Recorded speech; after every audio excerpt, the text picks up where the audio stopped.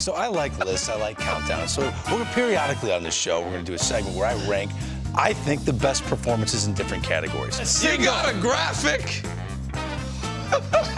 Number 4, lists make people angry. Number 3, it gets people fired up. And you would think that he'd be hired. I know the numbers don't bear out. You're number 1 on Greg's list.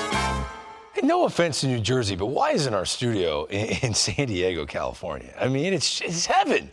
We were there for the Combine, and it got me thinking, after 6.5 hours on just one day of live television, who better to break down the 9 biggest, best moments of the Combine than yours truly? No. This is not, you know my middle name is Craig. So much for the Greg's list. Let's do the Craig's list and let me break down the Combine. Can I do that? Well, it is his baby. Oh, I don't know about that, but man, Take it away, so man. fun to be there. All right, well, number 9. Listen to this trailer. The movie coming out is called Royal. Willie Mays Aikens. Check it out.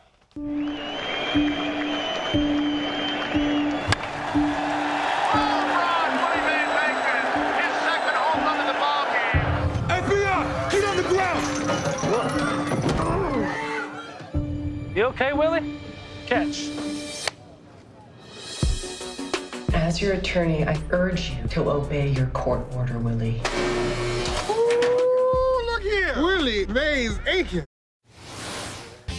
This man came and spoke to the players there. He spent 14 years in prison. He was one of the most dominant power hitters in the 70s. He now coaches with the Royal organization. He talked about redemption. George Brett got him in front of Dayton Moore. The Glass family, who was running the Royals at the time, allowed Willie to come back.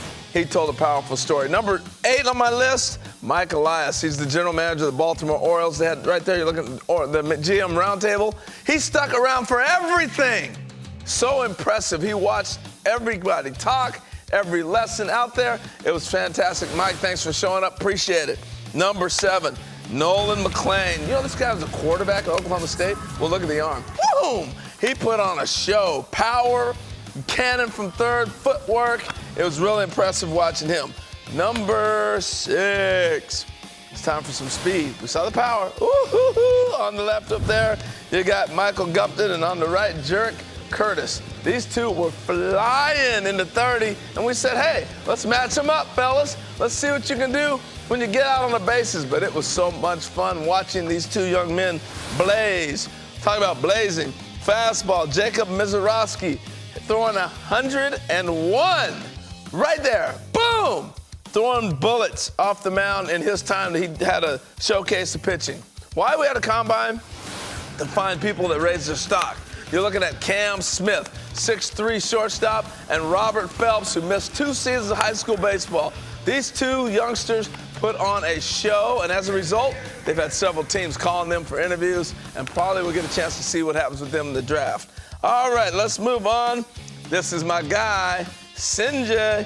He is a switch pitching pitcher. Greg, I say his name right? No. What's his name? Durangelo Sanger. Durangelo Sanger. Well, you're going to all know his name a little bit later because he switched pitch. And then of my guys that came out, Eric Davis. You see Trevor Hoffman, Jake Peavy, Dante Bichette. But I'm telling you what, guys, thank you so much. Appreciate you showing up.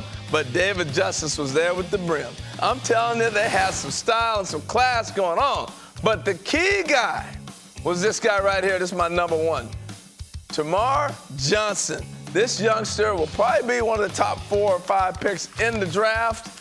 And when he came on, there was a buzz, a big star in the making. People knew who he was, Greg. Did he turn on the buzz? I love your list. I really do. And I would agree with you. Tamar Johnson being someone who's considered the best hitter in the entire draft class to show up. He's already got all the first-round looks you could ever want.